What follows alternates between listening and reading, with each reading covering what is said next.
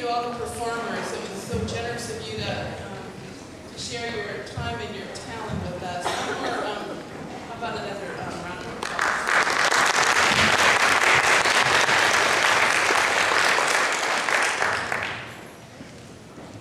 Thank you again, all of you, for coming here and supporting this,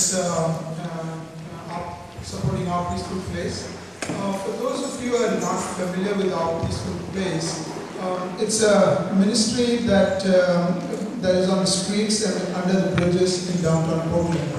That's the easiest way to explain it. And I have here with me Barbara Lesher, who's been one of the earliest members of this organization. The way to understand what Our Peaceful Place does, how many of you are familiar with Mother Teresa? Let me see a hand. Okay, so what Mother Teresa and her used to do, and her Sisters of Charity in the streets of Calcutta, is exactly what Our Peaceful Place does in the streets of Portland, Oregon. So this was started by Sister Maria Francis in 1998, and at that time she was actually known as Mother Teresa of Portland. She unfortunately met with an untimely demise in a car accident, and Barbara used to work with her, and since then Barbara has taken over what Sister Francis had started. And one of the so in terms of what they do, I basically have Barbara give us some examples of what she does. So just to put this in perspective, Barbara has a full-time job with Salvation Army. And if you are out there early morning, in the wee hours of the morning, or very late at night, in the streets of Portland, under the bridges and others, you would probably run into her with a backpack on her back, full of supplies like aspirins, medicines, bandages, and all kinds of gloves, blankets, things like that. And she would just go around with people who would volunteer with her and distribute it to the homeless in the downtown. And sometimes serve as a resource for them if they need medical attention and things like that. So I just have Barbara share some of the things that she runs into on a day-to-day basis. Well, I thought I would just share 2 or 3 things that have happened in the last month or so. One thing that we do is help people when they need prescriptions filled. And I get calls from social workers in the emergency rooms, that are discharging people that they know have no insurance and are homeless, but with prescriptions. And there was an incident just 2 weeks ago where we filled a prescription for some antibiotics for someone that was leaving, that they said, "You need these antibiotics." And then they said goodbye. But a social worker called and gave me a heads up that they had given our number to this person, and he did call, and we were able to get that prescription filled.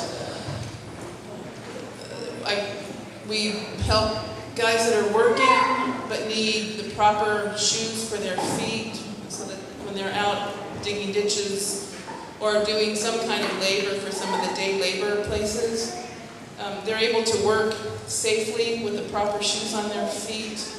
I got a phone call from a woman that had been diagnosed with a serious illness, and she was here in Portland by herself. Her family was in South Dakota, and she'd been calling around trying to find someone that could help her with a bus ticket to get home so that she could be with family, and we were able to help her get a bus ticket home. And one other incident was a phone call that we got from another social service agency that works with victims of domestic violence.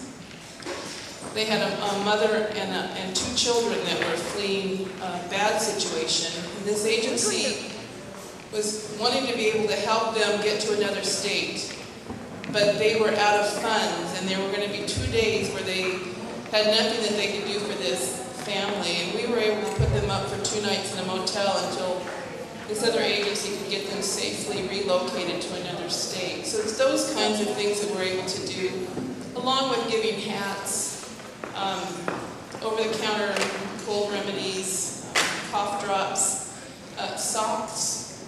It's a variety of items that people that are homeless and on the street might need.